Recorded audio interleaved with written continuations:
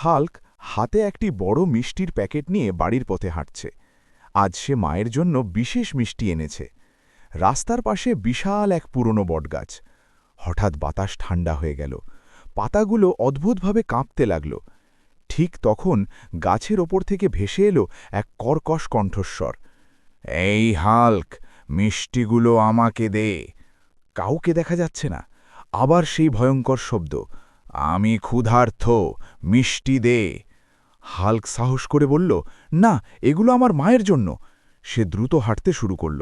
হঠাৎ তার সামনে কালো ধোঁয়া ঘুরে তৈরি হল এক ভয়ঙ্কর ডাইনি। শেষবার বলছি, মিষ্টি দে। হাল্ক ভয় পেলেও দৌড় দিল। প্রাণপণে দৌড়াতে দৌড়াতে বাড়ি পৌঁছে দরজা বন্ধ করে দিল।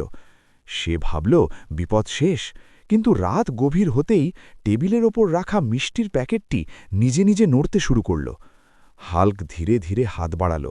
ঠিক তখন প্যাকেটের ভেতর থেকে জলজলে লাল চোখ খুলে গেল।